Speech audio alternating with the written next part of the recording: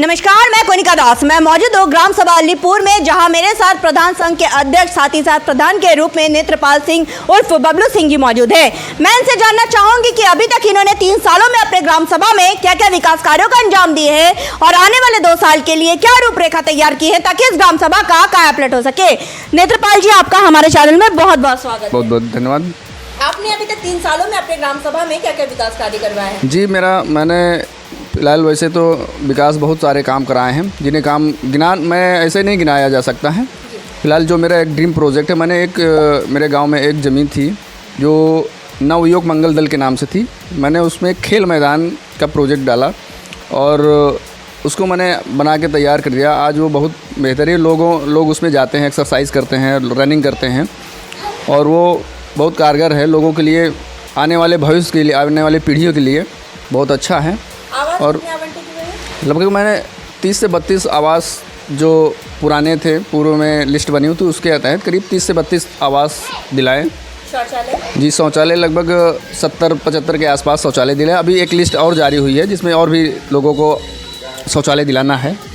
स्वच्छ भारत मिशन में आपकी क्या राय है? स्वच्छ भारत तो स्वस्थ भारत, स्वच्छता को लेकर आप अपने ग्राम सभा में क्या क्या कार्य को अंजाम दें? ये बहुत अच्छी पहल है, सरकार के द्वारा उठाई गई है, जो स्वच्छ भारत मिशन के तहत, SBM के तहत, जो आने वाली पीढ़ियों के लिए जो जैसी समस्या देखी जा रही है सफाई स्वच्छता के लिए देखी जा रही है, और सरकार का एक सिस्टम में जो बनाया जा रहा है RRC सेंटर, ठोस अपशिष्ट एकाग्रित पदार्थ जो उसको रखा जा रहा है, उसमें गांव का कूड़ा ले जाया जाएगा, वहां पर रखा जाएगा। हर जगह जो ऐसे आप देखते होंगे पन्नी फैली हुई है, कहीं कपड़ा पड़ा हुआ है, कहीं गत्ता पड़ा हुआ है, तो सरकार की जो राय है कहना है कि उसको एक जगह इकट्ठा किया जाए और जैसे भी उसको इकट्ठा करके हम उसको दोबारा इस्तेमाल कर सकें।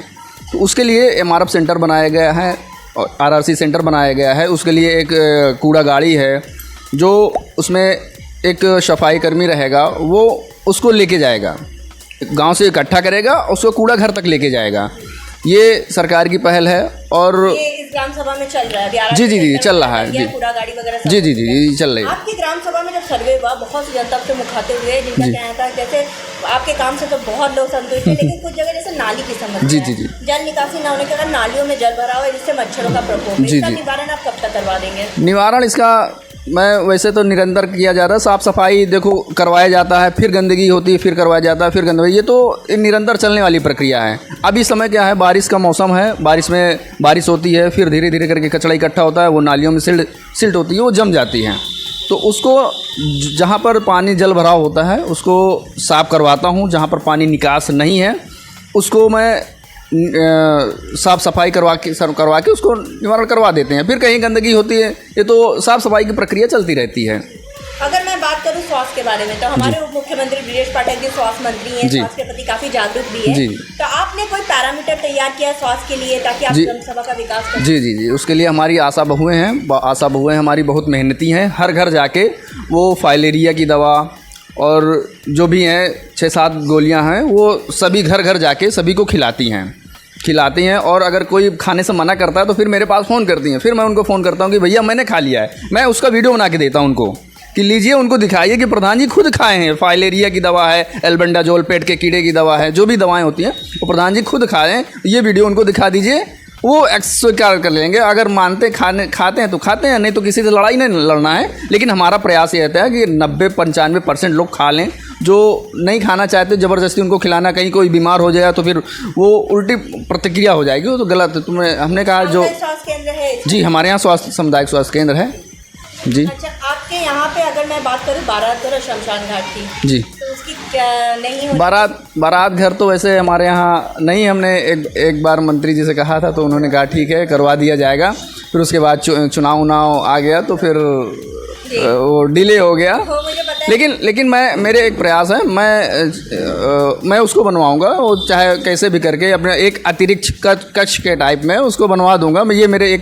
ये मेरा ड्रीम प्रोजेक्ट है, मैं उसको बनवाऊंगा लोग, क्योंकि आपसे एक प्रधान से बात करना चाहूँगी। पूरे उत्तर प्रदेश में जो सर्वे चल रहा है उसके अकॉर्डिंग बहुत से प्रधान को ये मालूमात नहीं है कि जो भी चीज़ आपकी ग्राम सभा में नहीं है उसके लिए लिखित आवेदन करना पड़ता है, और इसलिए वो मालूमात हम आपको दे रहे हैं। लिखित आवेदन करिए आप अपने विकास भवन में, ब्लॉक में, और उसकी प्रतिलिपि आप अपने पास भी रखिए। मुझे भी व्हाट्सअप करिए, मैं आपको दूंगी जी। अगर यहाँ से काम नहीं होगा तो लखनऊ से आपकी पूरी मदद की जाएगी। आपका कोई सपना जो आप अपने ग्राम सभा के लिए और कुछ करना चाहते हैं, जो कि आपने सपना जी, में कहा बारात घर जी शमशान घाट, जो कि बहुत अच्छा है। जी, मैं इसके लिए पहले मैं बारात घर, जैसे बारात घर हो गया, उसके बाद शमशान घाट में हमारे यहाँ जैसे मान लो बारिश वारिश हो जाती है तो कहीं किसी मौत तो ऊपर वाले की मर्ज़ी से कभी भी हो सकती है, किसी की भी हो सकती है। तो बारिश वारिश होती है तो दिक्कत होती है, थोड़े से शमशान मतलब उसकी मिट्टी करने में थोड़ी दिक्कत होती है। तो मैंने सोचा है उसकी एक सेट बनवा के उसमें व्यवस्था करवाने की मैंने ये सोच रखा है। और मेरे यहाँ एक जो क्षेत्र से जुड़ा हुआ एक जो सिस्टम है बाज़ार, तो मैं बाज़ार हाट की एक मैंने बात किया है, तो बाज़ार हाट बनाने के लिए बात चल रही है। और मैं एक मेरे यहाँ बजरंगबली के बाबा की ज़मीन है, वो मंदिर भी बना हुआ है, तो उसमें एक अशोक वाटिका वो मुझे बनवाना है। तो इसके लिए मुझे चल रहा काम, इसमें करवाना है मुझे। और आपके यहाँ जो कोटेदार और लेखपाल है जी, वो कैसे है? लेखपाल ठीक है, कोई दिक्कत नहीं। लेखपाल तो बराबर जब भी कोई ज़रूरत होती है, जिसकी जहाँ भी ज़रूरत होती है वो आते हैं और मदद करते हैं। जो भी जैसे किसी का आय प्रमाण पत्र वो तुरंत जारी कर देते हैं। मैं अगर बात हो जाती है फ़ोन करते हैं तो तुरंत जारी हो जाते हैं, कोई दिक्कत नहीं है उसमें। आप और कोटेदार और लेखपाल दोनों से संतुष्ट? नहीं, कोटेदार में ये है तो थोड़ी सी कमी हो जाती है। कमी क्या है कि जैसे क्या कहते हैं यूनिट कम देना, घटतौली करना।